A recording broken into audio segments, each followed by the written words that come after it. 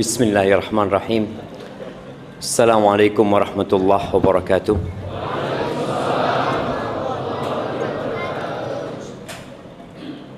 Alhamdulillah alladzi jama'ana 'alal huda wat tuqa. Segala puji bagi Allah Jalla Jalaluh yang telah mengumpulkan kita di atas petunjuk dan ketakwaan kepadanya. Kita berada di tempat ini dalam rangka mendekatkan diri kepada Allah Jalla Jalaluh. Tidak ada nikmat yang lebih agung daripada nikmat mengenal Allah. Tapi terkadang sebagian manusia tertipu dengan kesenangan dunia yang terkadang hanya membawa kepada kesengsaraan belaka. Ana bersyukur kepada Allah bisa sampai ke Tanjung Pinang ya. Ana nggak mimpi untuk sampai ke tempat ini karena ternyata jauh jemaah Tanjung Pinang. Tapi tatkala Allah berkehendak, Allah itu tinggal mengatakan kun, maka jadilah. Maka semoga pertemuan kita diberkahi oleh Allah Jalla Jalaluh. Masjidnya itu yang mana? Ini masjidnya. Gimana? Ini masjidnya. Yang di luar sana? Apa? Oh, perluasan. Masya Allah. Alhamdulillah. Semoga masjidnya cepat gede jamaah ya, sehingga bisa menampung jamaah lebih banyak. Allahumma salli wa sallim ala abdika wa rasulika Sayyidina wa maulana Muhammadin wa ala alihi wa ashabihi ajma'in. Ya Allah, semoga salawat dan salam, berkah dan nikmat senantiasa Engkau curahkan untuk hamba kekasih-Mu, untuk baginda Nabi kita Muhammad alaihi salatu wassalam, untuk keluarga beliau, untuk istri-istri beliau, untuk putra-putri beliau, dan untuk seluruh sahabat Nabi. Semoga Allah meridhai kita bersama mereka. Amma ba'd, malam ini malam Jumat. Tanggal berapa? Tanggal berapa? Yang ditanya yang jawab. Nah, tanggal berapa? 26 Syawal. Bener. 27. Bener. Iya, Masya Allah. Ini kasih hadiah buat antum. Fadhal. Apa tema kita hari ini, antum?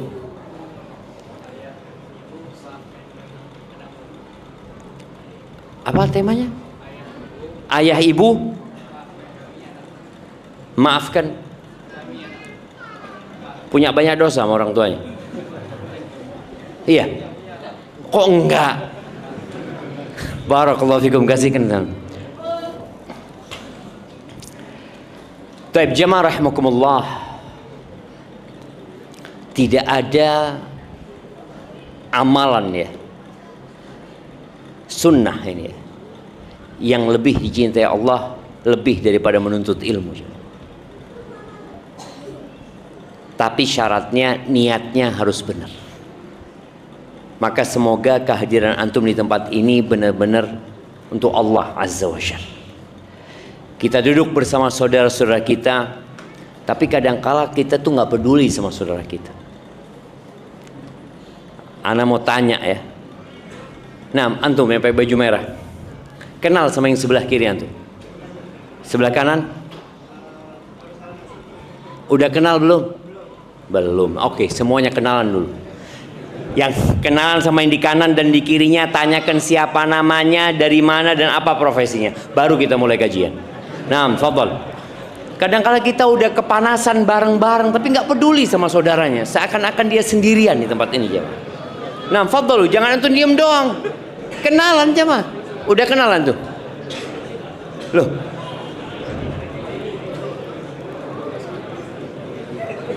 Jangan sombong sama saudara jemaah. Jangan angkuh lah. Apalagi yang berdiri di sana. Tapi lebih banyak pahala yang berdiri apa yang duduk di depan? Yang berdiri itu telat dia datangnya. Tapi kalau udah kenal semuanya, anak akan mulai. Anak izin minum dulu jemaah. Ini memang nggak ada gelasnya di sini. Nggak ada produksi gelas ini. Bismillah.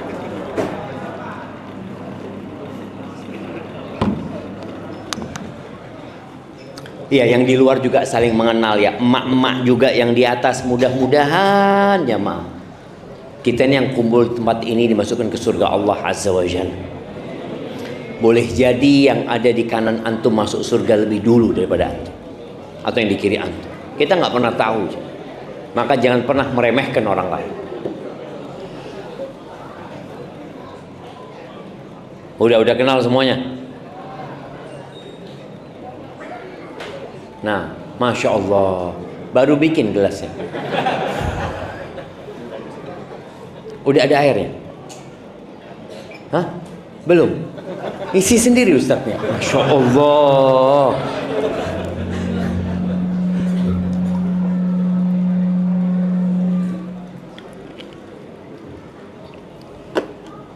Dahulu kita itu tidak ada.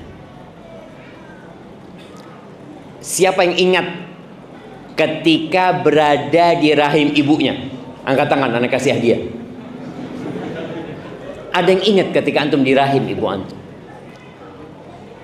Ketika hari-hari menyebabkan ibunda kita kecapean dengan keberadaan kita. Kadang-kala kita nendang sana, nendang sini, kita nggak berasa. Ingat dengan perjuangan ibunda kita tatkala melahirkan kita. Dia mengorbankan segalanya. Bahkan orang tua yang nggak punya anak ya. Kadang-kala 5 tahun belum punya anak, 7 tahun belum punya anak, 10 tahun belum punya anak. Bagaimana dia siap mengeluarkan harta yang dia miliki demi keberadaan kita. Tapi kadang-kala kita lupa. Bukan kita lupa, kita memang nggak ingat. Ketika kita berumur 1 tahun, siapa yang ingat? Nggak ada. Umur 2 tahun, nggak ada yang ingat. Oleh karena itu Allah Jalla Jalaluh di banyak ayat dalam Al-Quranul Azim mengingatkan kita. Allah mengatakan di surat Luqman ya, ayat 14, wasainal insana biwalidayhi. Kata Allah, kami wasiatkan manusia untuk berbuat baik kepada kedua orang tuanya. Hamalathu ummuhu wahnan ala wahn. Setelah perintah Allah berbakti kepada ayah bunda, Allah ingatkan ibu. Karena memang berbakti kepada ibunda itu 3 kali lipat kebaktian kita kepada ayah kita. Maka Allah ingatkan, hamalathu ummuhu, ibunya mengandung dia, bapak tidak mengandung. Wahnan ala wahn, di atas kelemahan. Wallahi perempuan itu lemah. Dan perempuan itu bisa mengandung atau mengangkat berat di perutnya bisa sampai 15 kilo. Siapa di antara kita yang mampu selama 1 bulan mengikat perutnya bawa beban 5 kilo aja? Tidur pun semakin sulit. Miring kanan capek, miring kiri sampai. Duduk lama capek, berdiri capek. Wahnan ala wahn. Wa fisaluhu fi amain. Kemudian lahir nih. Maka ada 3 hal yang tidak dilakukan oleh bapak. Bapak ini jangan iri kalau anaknya lebih berbakti kepada ibundanya. Karena memang 3 perkara itu nggak pernah dilakukan oleh bapak. Oleh kita nih kaum laki-laki. Hamil tidak, melahirkan tidak, menyusui juga tidak. Wa fisaluhu fi amain. Bagaimana tatkala kita sudah lahir ya? Ibunda kita itu berjuang. Ketika lahir anak itu menangis. Pada proses kelahiran kita boleh jadi nyawa yang dikorbankan. Sebagian ibu itu perutnya dibelah demi kita keluar. Tapi kita nggak lupa dengan hal itu. Kita juga nggak ngelihat. Maka Allah mengingatkan kita. Lalu Allah mengatakan anishkurli. agar kalian bersyukur kepadaku, wali walidai, dan kepada kedua orang tua. Kita ini nggak bakal ada tanpa keberadaan orang tua kita. Jadi orang tua kita itu sebab keberadaan kita.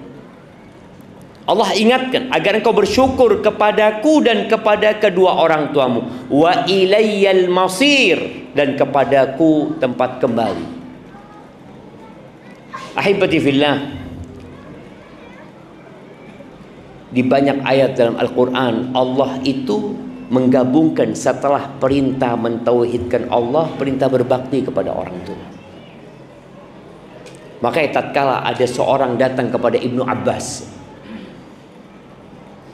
dia mengatakan, aku ini pernah cinta dengan sepupuku. Dia cinta sama misanannya. Kemudian aku melamar dia, dia menolakku. Kemudian dia dilamar orang lain, diterima lamarannya. Aku cemburu dan aku bunuh dia. Dia mengatakan, halli min taubah.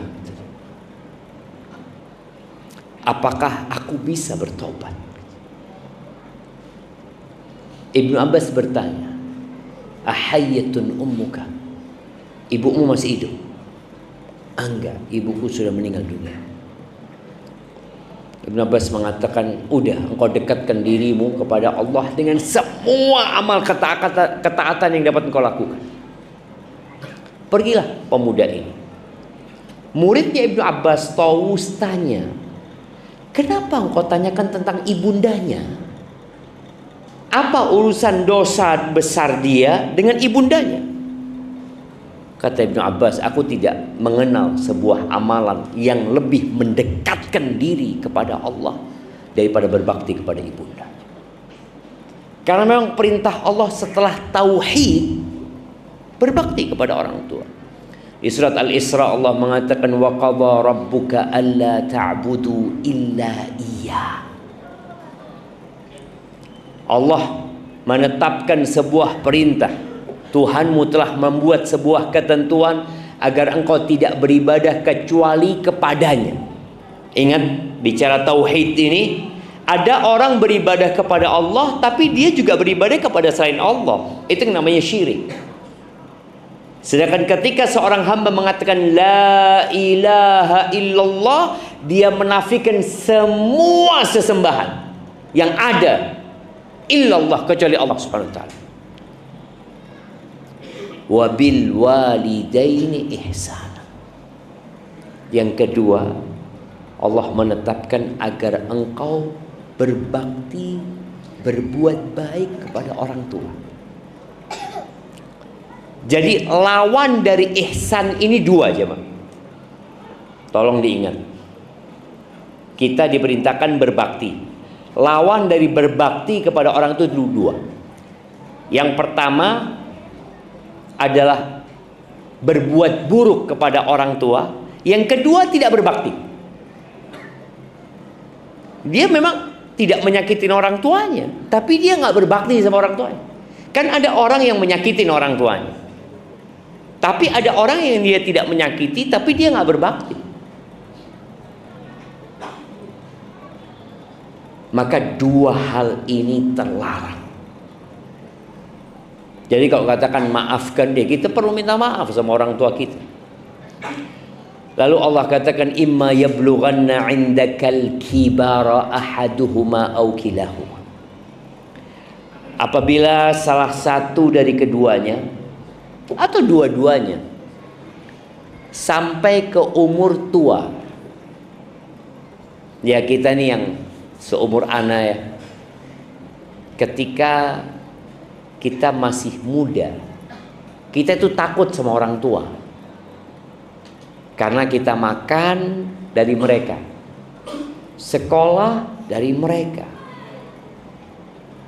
Kalau orang tua marah, bisa jadi kita nggak dikasih uang saku, nggak disekolahin.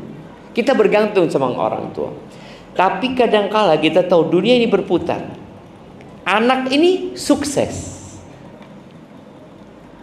sehingga dia bisa membiayai hidupnya sendiri. Bahkan dia bisa membantu orang lain.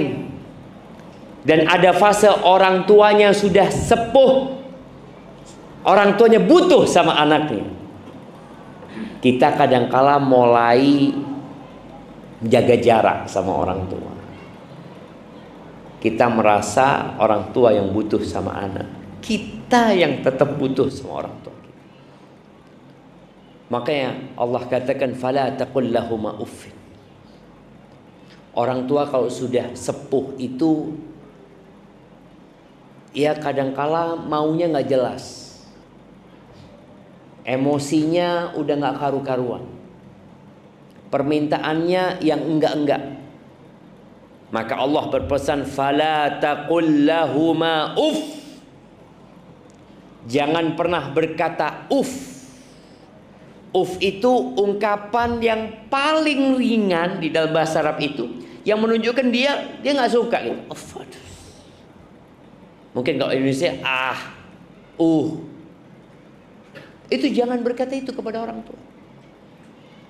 Wala tanharhuma. Jangan pernah menghardik keduanya, mengangkat suara, membentak orang tua. Jangan. Ini Allah langsung yang memberikan arah. Artinya kalau kita nggak nurut sama Allah, mungkin kita tahu bapak kita nggak bisa balas kita, ibu kita nggak bisa balas kita. Bahkan sebagian ibu itu nurut sama anaknya. Sebagian ayah itu dipekerjakan oleh anaknya karena dia merasa butuh. Dan anaknya berada di atas. Tapi Allah akan balas. Ingat, tidak ada dosa. Ma min dambin ajdaru an yu'ajjilallahu lahul uqubata fid dunya. Tidak ada satupun dosa yang lebih pantas untuk disegerakan pembalasannya di dunia. Hukumannya Allah berikan dunia sebelum di akhirat. Artinya orang ini dihukum di dunia. Ada kan orang yang hukumannya full di akhirat? Enggak. Ada dosa yang hukumannya di dunia untuk makan hukum. Apa? Dua dosa. Al-baghi wa qati'atir rahim, atau al-baghi wal uquq. Berbuat zalim dan hurhaka sama orang tua. Maka Allah mengatakan wala tanharhuma wa qul lahuma qaulan karima. Kalau ngomong sama orang tua itu pilih kosakatanya yang baik, yang mulia. Kemudian ucapkan dengan intonasi yang penuh dengan penghormatan. Muhammad ibn Sirin atau ulama-ulama yang lainnya itu kalau ngomong sama orang tuanya itu seperti orang yang berdoa memohon. Dari pelannya suaranya, dia benar-benar nggak ngangkat suaranya atas orang tua. Terus kata Allah, waqfid lahuma janahadzulli minar rahmah. Kata Allah, rendahkan sayap kerendahan yang penuh dengan kasih sayang. Buat siapa? Buat keduanya. Mungkin sebagian ya sukses jadi pejabat, ayahnya bukan. Mungkin anaknya dokter, bapak ibunya orang biasa. Ingat, engkau nggak bakal berada di posisi itu, engkau nggak bakal berada di jabatan itu kalau orang tuamu membuangmu ke sampah ketika engkau kecil. Ada yang dibuang ke sampah mati di sana. Berapa sering kita melihat ada anak-anak yang ditemukan sudah jadi bangkai, dibuang orang tuanya. Orang tua kita nggak buang kita. Orang tua kita membesarkan kita. Kita ini bisa jalan karena diajarin sama orang tua kita. Kita bisa ngomong karena diajarin sama orang tua kita. Kalau orang tua kita nggak ngajak kita ngomong, kita nggak akan bisa ngomong hari ini.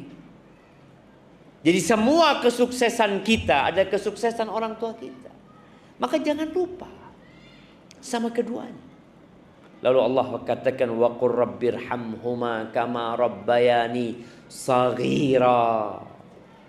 Katakan, ini perintah Allah. Katakan, apa yang harus aku katakan ya Allah? Rabbirhamhuma. Ya Allah, rahmati keduanya, kasihi keduanya, kama rabbayani saghira, sebagaimana keduanya mendidikku, merawat aku ketika aku kecil. Jadi jangan pernah bicara ketika kita besar. Allah mengingatkan ketika aku kecil, sehingga anak ini terus ingat aku kecil. Di depan orang tuaku, aku kecil, kama rabbayani saghira. Soalnya kalau dia merasa sudah besar, loh enggak, anak kuliah bayar sendiri Ustaz, nggak dibayarin orang tua. Anak udah kerja sejak SMP, anak capek, lelah. Baik, ketika engkau kecil, siapa yang merawat? Loh, anak ini dirawat sama bibi Ustaz, bukan sama orang tua. Tapi siapa yang ngandung engkau? Bibimu? Ya enggak lah, ibu lah yang ngandung. Nah, karena ada sebagian anak yang benci sama orang tuanya, yang tidak mau berbakti sama orang tuanya karena merasa anak ketika kecil Ustaz udah ditinggal sama orang tua. Abah ibu anak udah merantau ke Malaysia, anak dititipin ke nenek. Akhirnya dia berpikir dia nggak perlu berbakti sama orang tuanya. Allah ingatkan, ibumu ngandung engkau 9 bulan, melahirkanmu. Hamalathu kurhan wa wada'athu kurhan. Hamilnya susah, melahirkannya susah. Kemudian kau berpikir, aku nggak perlu berbakti sama orang tua. Wajib berbakti sama orang tua. Rabbukum a'lamu bima fi nufusikum. Allah lebih tahu loh dengan apa yang berada di diri kalian. Jangan simpan kebencian kepada orang tua. Ustaz, orang tua anak pilih kasih Ustaz. Orang tua anak, ya gimana ya, dia zalim sama anak Ustaz. Kita itu ingat dengan keburukan orang tua, Allah mengingatkan kita dengan kebaikan orang tua. Jamaah rahimakumullah. Kalau orang tua kita soleh, kita wajib berbakti, jelas. Tapi kalau orang tua kita nggak soleh, orang tua kita jahat, kita wajib berbakti tidak? Wajib kan? Baik. Kalau orang tua kita kafir, musyrik, kita wajib berbakti tidak? Kalau orang tua kita nyuruh kita melakukan kesyirikan, kita wajib berbakti tidak? Bismillah.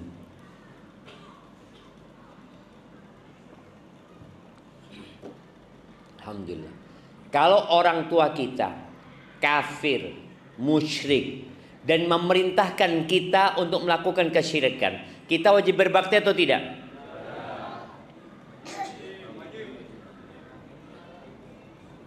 Mulai mikir. Wajib ya. Kita nggak boleh taat atas perintah kemaksiatannya, tapi berbakti sama orang tua, artinya berbuat baik kepada orang tua, tetap. Tapi kita nggak boleh nurut dalam kemaksiatan. Makanya Allah Azza wa Jalla mengatakan, wa in jahadaka ala an tusyrika bi ma laysa laka bihi ilmun fala tuti'hum. Kalau kedua orang tuamu memaksamu, maksa, artinya orang tua ini nggak baik,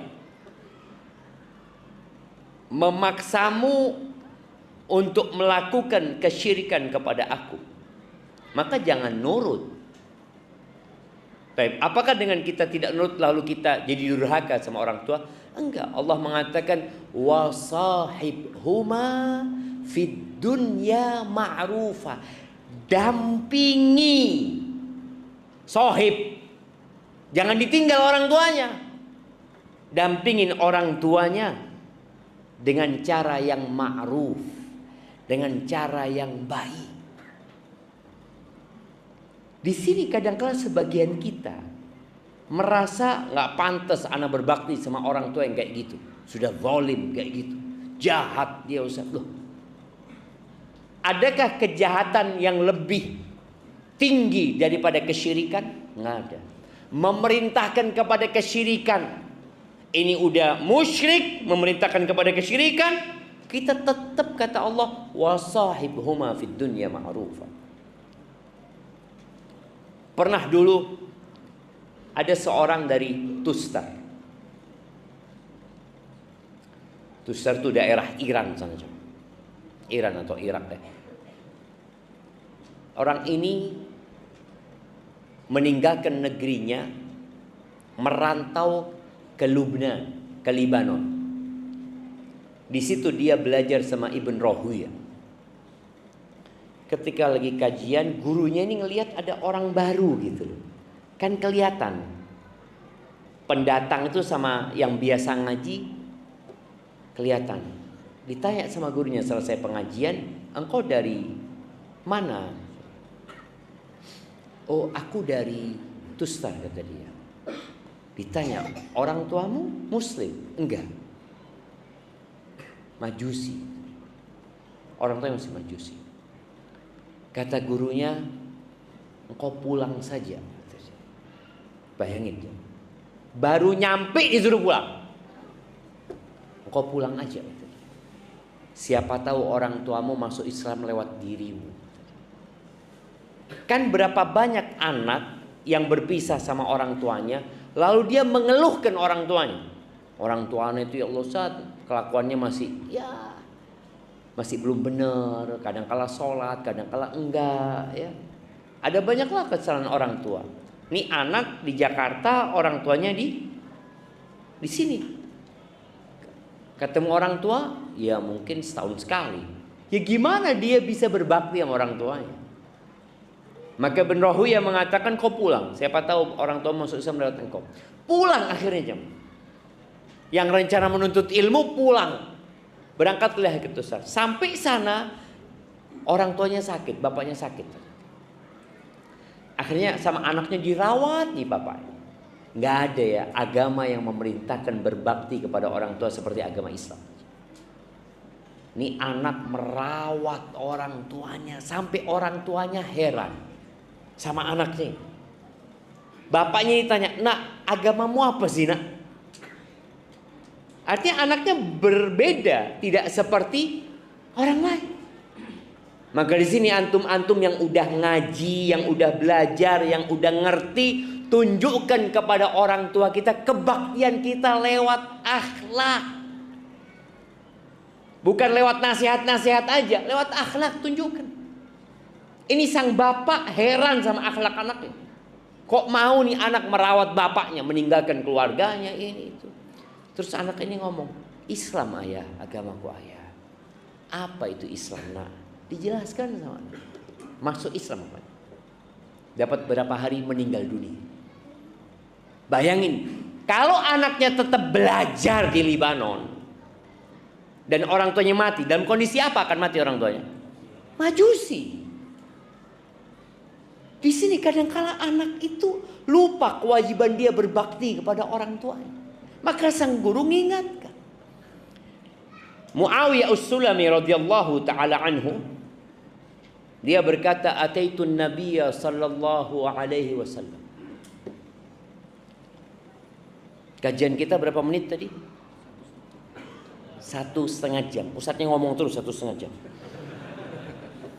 Kajian kita 1 jam.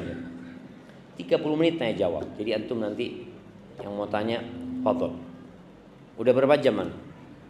Tinggal 3 menit lagi. Ini kata Muawiyah As-Sulami mengatakan, Ataitun Nabiyya sallallahu alaihi wasallam. Aku pernah datang kepada Nabi SAW. Lalu dia mengatakan, Ya Rasulullah, inni uridul jihad fi sabilillah. Wahai Rasulullah, aku ini datang ingin berjihad di jalan Allah.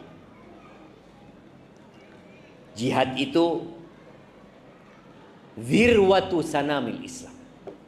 Puncak dari amalan muslim itu jihad. Dia mengorbankan jiwanya, hartanya, keluarganya, dia tinggalkan semuanya. Boleh jadi dia perang, dia nggak mati tapi pulang cacat seumur hidup. Boleh jadi dia tewas di sana. Ni Muawiyah mengatakan, aku ingin jihad. Apa pertanyaan Nabi SAW? Hal ummuka hayyah? Bundamu masih hidup? Qultu na'am, masih hidup. Ilzam rijlah fathammal jannah. Engkau tetap di kaki ibumu, nggak usah ke medan perang kau. Tetap di kaki ibumu, di situ ada surga. Kadangkala orang ini kalau nggak belajar ilmu, dia itu kehilangan banyak fadilah, jemaah. Abdullah bin Mas'ud ketika bertanya kepada Nabi SAW, ayyul amali afdal? Amalan apa yang paling mulia? Kata Nabi SAW, as-salatu ala waqtiha. Qultu thumma ay? Kemudian apa? Birrul walidain. Salat itu haknya Allah. Lalu yang kedua, berbakti kepada orang tua. Qultu thumma ay? Setelah itu apa? Al-jihadu fi sabilillah. Jihad jalan Allah Azza wa Jalla. Jadi banyak sahabat yang datang kepada Nabi alaihi salatu wassalam. Datang lagi sahabat mengatakan, ya Rasulullah, inni ubayyuka 'alal hijrati wal jihad. Aku membaiatmu, ya Rasulullah, untuk hijrah dan berjihad. Nabi alaihi salatu wassalam bertanya, bapak ibu masih hidup? Hidup. Pulang. Di situ surga. Sebagian kita merantau meninggalkan orang tuanya bukan demi surga, tapi demi harta. Orang tuanya tidak mengizinkan, tapi dia maksa. Kalau dia mengatakan, ya gimana Ustaz? Anak kan juga kepingin sukses, Ustaz. Oh, engkau kepingin sukses. Engkau tahu siapa yang ngasih kesuksesan? Allah. Ridallah fi ridal walid wa sukhtullah fi sukhtil walid. Keridhaan Allah bergantung dengan keridhaan orang tua. Dan kemurkaan Allah bergantung dengan kemurkaan orang tua. Kalau engkau ingin sukses, ya udah berbakti sama orang tuamu. Tapi ya Ustaz, nggak kayak teman-teman lah Ustaz. Teman-teman udah punya mobil ya ini. Anak kalau sama orang tua ya tetap kayak gini aja. Itu karena antum berbaktinya setengah-setengah. Nggak sungguh-sungguh berbakti. Dan berapa banyak anak-anak yang ingin orang tuanya cepat meninggal dunia supaya dia bebas. Padahal pintu surga yang paling indah itu orang tua. Ketika datang seorang kepada Abu Darda, dia mengatakan, ya Abu Darda, inna ummi amaratni an utalliqa zawjati aw imraati. Abu Darda, ibuku nyuruh aku menceraikan istriku. Gimana jemaah? Kalau orang tua antum nyuruh antum menceraikan istri antum, nah, nurut apa enggak nurut? Nah, nurut. Benar. Nurut dan tidak nurut, tergantung. Kata Abu Darda, aku nggak nyuruh engkau menceraikan istrimu, dan aku juga nggak menyuruh engkau untuk durhaka kepada ibunda. Artinya urusannya kembali kepada diri. Walakinni sami'tu Rasulullah sallallahu alaihi wasallam yaqul. Tapi aku mendengar Rasulullah sallallahu alaihi wasallam bersabda, al-walidu awsatu abwabil jannah. Orang tua itu pintu surga yang paling indah. Ada berapa pintu surga? Antum mau masuk surga, masa nggak tahu sama pintunya? Pintunya aja nggak tahu. Berapa pintunya? 7 pintu neraka itu. Nah, ada 8 pintu surga. 8 pintu surga. Jadi paling enggak kita ini kalau mau masuk ke tempat, kita udah tahu pintunya dulu. Sehingga kalau udah tahu pintunya, insya Allah anak mau masuk dari pintu. Ada 8. Yang paling indah dari 8 pintu itu adalah berbakti sama orang tua. Ada pintu sholat, ada pintu sodakoh, ada pintu buat orang yang rajin puasa namanya Ar-Rayyan. Dan emak-emak itu enak ya. Lebih enak jadi perempuan jadi laki-laki. Nah, ya setiap orang enak jadi dirinya sendiri. Perempuan itu kalau sholat 5 waktu, puasa Ramadan, nurut sama suaminya, menjaga kehormatan dirinya, qila laha udkhulil jannah min ayyi abwabil jannati syi'ti, akan dikatakan kepada perempuan itu, silahkan masuk surga dari pintu mana aja. Bebas dia milih dia. Mau masuk dari pintu berbakti sama orang tua, dia bisa. Mau masuk dari pintu jihad padahal dia nggak jihad, bisa. Mau masuk dari pintu Ar-Rayyan padahal dia nggak rajin puasa sunnah, dia boleh. Nah, pintu surga yang paling indah itu berbakti sama orang tua. Artinya kalau sudah masuk sana, antum akan mendapatkan keindahan yang nggak terbayangkan. Kata Abu Darda, fa in syi'ta fahfadz dzalikal bab au adhi'hu. Ya terserah engkau. Kata Abu Darda, kalau engkau mau jaga tuh pintu, engkau jaga, pertahankan tuh pintu. Atau kalau enggak, ya engkau abaikan pintu itu. Hati-hati syekh. Nabi SAW pernah naik mimbar. Mana mimbarnya masjid ini? Hah? Oh, kalau khutbah keluar sana. Ya, Anda pikir kalau khutbahnya di luar sana. Nah, beliau pernah naik mimbar. Lalu beliau mengatakan amin, amin, amin. Para sahabat heran ya, mereka itu dengar amin tapi nggak dengar apa yang diaminkan. Maka Nabi SAW menyampaikan kepada para sahabatnya, tadi Jibril datang. Dia berdoa dengan 3 doa. Siapa yang ingat dengan 3 doa ini? Mana kasih hadiah. Nah, 3 doa yang diaminkan oleh Nabi Muhammad alaihi salatu wassalam, Jibril yang berdoa. Jemaah, ayolah. Antum tahu apa enggak tahu? Tahu lah Ustaz, cuma tawadhu kita, nggak ingin kita ria apa ketahuan. Ya Allah jemaah, 3. Ya, tafadhal. Berdiri antum biar dengar kita.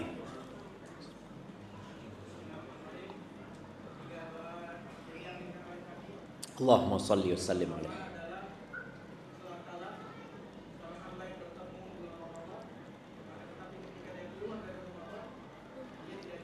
Dia tidak diampuni dosanya. Iya.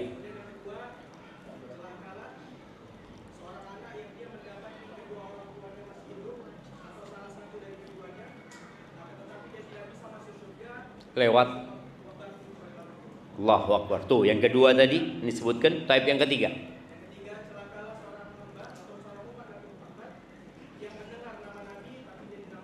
Allahumma salli wa sallim ala Nabi Muhammad. Insyaallah. Kirim-kirim ke belakang sana jemaah. Iya. Iya, sahih. Jazakallah khair ya. Itu yang pertama. Celaka hamba yang dapat bulan Ramadan, hidup dia di bulan Ramadan, dikasih umur sama Allah di bulan Ramadan, sehat dia. Keluar Ramadan dosanya nggak diampuni. Jadi seharusnya orang lewat Ramadan keluar bersih dosanya. Tapi ini orang enggak. Yang kedua tadi, syaqiyun abdun adraka abawaihi kilaihima au ahaduhuma. Dia dapat kedua orang tuanya masih hidup, atau salah satunya, tapi dia nggak bisa masuk surga. Nggak bisa untuk masuk surga lewat orang tua. Jadi orang tua ini punya jasa dan budi besar yang nggak akan pernah dapat kita balas. Tapi kadang-kadang sebagian orang itu lebih peduli sama anaknya daripada sama orang tuanya. Karena sama anak dia sudah ada cinta sama anaknya. Tapi sama orang tua cintanya itu harus dibikin, dipaksa, dibuat. Kalau sama anak lahir langsung kita cinta sama anak, langsung. Tapi sama orang tua diusahakan. Makanya kalau orang tuanya hidup lalu antum nggak bisa masuk surga lewat orang tua, syaqi, sengsara hidup antum. Yang ketiga tadi, celakalah hamba yang namamu disebutkan di sisinya, walam yusalli alaih, kemudian dia tidak bersolawat kepadamu. Allahumma salli wa sallim ala nabiyina Muhammad, dan Nabi kita mengatakan amin. Jamaah, malam ini malam Jumat ya. Malamnya bersolawat buat Nabi alaihi salatu wassalam. Kita ini ngaku ahlu sunnah wal jamaah. Kita mengaku cinta kepada Rasul sallallahu alaihi wasallam. Ketika ditanya berapa banyak salawatmu buat Nabi alaihi salatu wassalam, sebagian kita ya waktu sholat aja dia sholawat. Padahal Nabi alaihi salatu wassalam mengatakan fa'akthiru fihi minas salati alayya. Kalian di hari Jumat itu perbanyak solawat kepadaku, kata Nabi. Fa inna salatakum alayya ma'rudah. Solawat kalian itu dihantarkan kepada Nabi SAW. Gimana jemaah? Terus antum nggak mau memperbanyak solawat? Sebagian ulama mengatakan banyak itu ya paling enggak 300 kali. Maka duduk solawat. Dan kembali kepada pintu surga yang paling indah. Kesempatan masuk surga buat orang yang orang tuanya ada itu besar sekali. Tinggal berbakti sama orang tua. Al-Harith Al-Ukali atau Al-Akli, dia pernah menangis ketika meninggal ibunya. Lalu dikatakan kepadanya, kenapa engkau menangis gitu? Dipikir tidak menerima takdir Allah Azza wa Jalla. Menangis boleh, yang nggak boleh adalah meratap. Kata Al-Harith, walima la abki, gimana aku nggak nangis? Kata dia, waqad ughliqa anni babun min abwabil jannah, telah ditutup di hadapanku pintu dari pintu-pintu surga. Maka yang sudah nggak punya orang tua jemaah, pantas dia. Udah ketutup dia. Dia tetap wajib berbakti setelah meninggalnya, tapi nggak seperti ketika keduanya masih hidup. Dari besarnya hak orang tua, ayah dan bunda, khusus bapak ada hak tersendiri. Nih anak-anak yang punya harta, yang dia sukses, ingat sabda Nabi alaihi salatu wassalam, anta wa maluka li abik, kamu dan hartamu milik bapakmu. Makanya anak-anak yang sukses jangan bakhil-bakhil sama orang tuanya. Sekali lagi, kita dan harta kita ini milik bapak kita. Maka ada orang yang merasa dia yang kaya, enggak, orang tuamu sebenarnya. Kok bisa Ustaz? Karena dia memilikimu dan memiliki hartamu. Jamaah rahimakumullah, kita nggak akan pernah bisa membalas kebaikan orang tua kita. Jadi berbakti sama orang tua itu seni. Jadi kita itu harus pinter-pinter bagaimana berbakti sama orang tua kita. Kalau antum ketika orang tua antum hidup, antum biasa ngasih nafkah sama orang tua antum. Kemudian orang tua antum meninggal dunia. usahakan semua nafkah yang pernah antum berikan kepada orang tua tetap antum keluarkan. Sedekah buat orang tua. Umpamanya anak tiap bulan biasa ngasih orang tua 3 juta Ustaz. Ya sudah, 3 juta itu tetap antum keluarkan sedekah buat ibumu atau buat ayahmu, tetap keluar. Sehingga kita tetap berbakti sama orang tua. Ada cerita seorang anak ya, yang Masya Allah. Dia itu tiap bulan ngasih ibunya kira-kira ya sekitar 200 juta. Dia ngasih ibunya. Anak ini anak kaya raya, tapi dia ngasih ibunya segitu. Kadang-kala dia belanja sama ibunya, dia sengaja meninggalkan dompet. Dia ngomong, "Bunda, dompet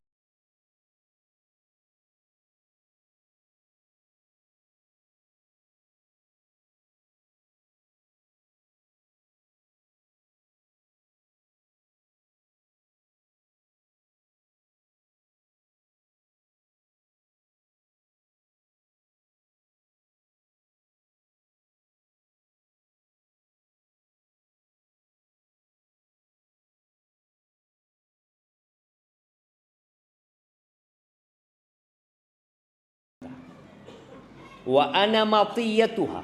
Aku ini kendaraan bundaku. Kalau sekarang ada kursi roda, antum nggak capek lagi, nggak seperti dulu harus digendong orang tua itu. Sekarang digendong dikit, taruh kursi roda, antum dorong. Ini orang mengatakan, aku ini kendaraan bundaku. Aj'aluha ala dhahri. Dan aku yang meletakkan dia di atas punggungku. Dan aku yang berusaha untuk berlembut dan berkasih sayang dengan tanganku kepadanya. Apakah aku sudah membalas kebaikannya? Kata Umar, la, belum. Lima ya Amirul Mukminin. Kenapa wahai Amirul Mukminin? Bukankah aku melakukan seperti yang dilakukan ibundaku kepadaku dulu? Gendong aku ya, ngasih makan aku, seperti yang lakukan ibundaku.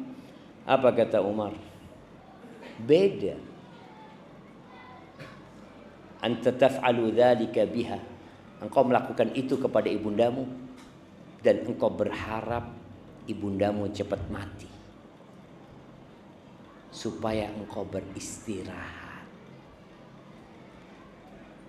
Allahu a'lamu bima rabbukum a'lamu bima fi nufusikum. Ingat, Allah tahu dengan hati kita. Kita ini kadang-kala merawat orang tua yang sudah sepuh, berharap, ya Ustaz, kesian Ustaz kalau dia hidup capek lelah. Bukan, antum yang ingin istirahat. Maka Umar mengatakan, engkau ingin istirahat. Wa kanat taf'alu dzalika bika. Sedangkan bundamu ketika melakukan itu kepadamu, dia berharap engkau panjang umur. Ini bedanya jemaah. Jadi orang tua kita ketika merawat kita, dia selalu berharap, ya Allah nak, mudah-mudahan kau panjang umur nak ya. Kepingin ibu punya cucu dari engkau nak. Terus bunda itu. Tapi kalau kita enggak. Kita selalu berpikir, ya Allah ibu sudah tua, sakit-sakitan, kesianlah, capek dia di dunia. Lebih baik mati. Ada anak-anak yang meletakkan orang tuanya di panti jompo kadang-kadang. Karena dia mau beristirahat. Kita nggak akan pernah bisa membalas kebaikan orang tua kita. Iya, kalau tadi kisah Abdul Umar bin Khattab, ada kisah anaknya Umar, Abdullah bin Umar bin Khattab. Pernah suatu hari dia melihat seorang anak gendong ibundanya di punggungnya, tawaf ya, kayak dikasih keranjang, keliling Ka'bah.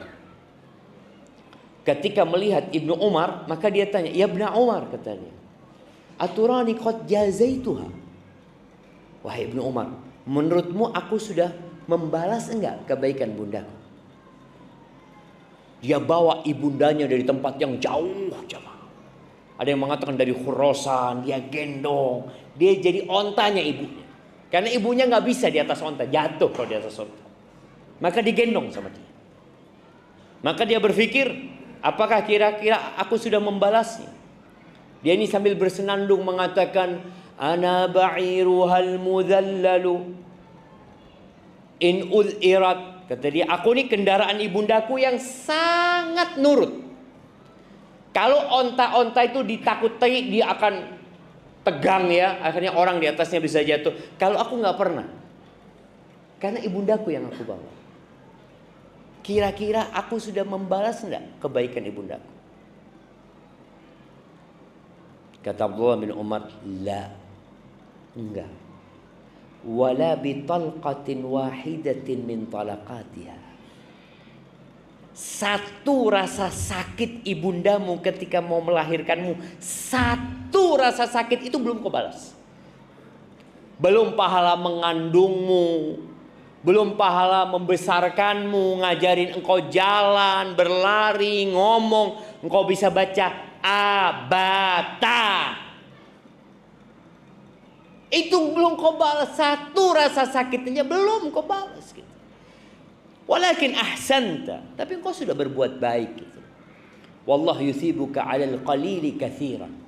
Diingatkan, Allah akan memberikan balasan atas sedikit kebaikan yang kau kerjakan dengan balasan yang besar. Maka jangan pernah merasa yang dilakukan kepada orang tuanya sudah besar, jangan. Perasaan kita sudah melakukan hal yang besar itu membuat kita akhirnya tidak berbakti. Karena merasa anak sudah baik, anak kurang apa? Semua anak kerjakanlah aja mah. Tadi nih orang gendong ibunya berangkat haji, ternyata satu rasa sakitnya belum terbalaskan. Ahibati billah, ingat pangkat kita tidak akan pernah berubah. Sampai kapanpun pangkat kita adalah anak. Kalau engkau jadi gubernur di depan orang tua pangkatnya nak. Kalau engkau jadi presiden dan orang tua masih ada, apa pangkatmu di depan orang tua? Anak. Jamaah rahimakumullah, ada hal yang menyebabkan kedurhakaan itu terjadi. Dan ini menjadi hal yang perlu kita renungkan jemaah. Kadang-kala kita bingung kenapa kok sekarang kita melihat ada banyak kedurhakaan. Faktor yang utama adalah kebodohan. Kita itu nggak tahu bahwasanya berbakti sama orang tua ini kewajiban. Orang yang durhaka sama orang tua nggak masuk surga. La yadkhulul jannah kata Nabi SAW. Nggak masuk surga orang yang durhaka sama orang tua. Ketika seorang tidak tahu dengan kedudukan berbakti sama orang tua, akhirnya dia meremehkan berbakti sama orang tua. Dia berpikir tanpa orang tua dia bisa sukses, dia bisa berhasil. Apalagi tadi, kalau dia berpikir anak tuh hanya wajib berbakti sama orang tua yang baik. Kalau orang tua zalim nggak wajib berbakti. Padahal kepada orang tua yang kafir pun yang menyuruh kepada kekufuran kita tetap wajib berbakti. Maka tolong belajar. Tadi panitia menyebutkan adanya masjid-masjid yang mengadakan kajian. Belajar jamaah. Terkadang kita tidak mendapatkan pendidikan agama yang cukup ketika sekolah. Kita SD umum, SMP umum, SMA umum. Di SD, SMP, SMA kita dapat pelajaran agama berapa banyak? Berapa jam? 2 jam. Nggak perlu menyalahkan sekolah. Ya gimana Ustaz? Ketika tidak mendapatkan pendidikan agama yang cukup di sekolahan, ada rumah Allah, ada masjid. Disinilah kita belajar. Kuliah, berapa jam kita belajar agama ketika kuliah? Bismillah.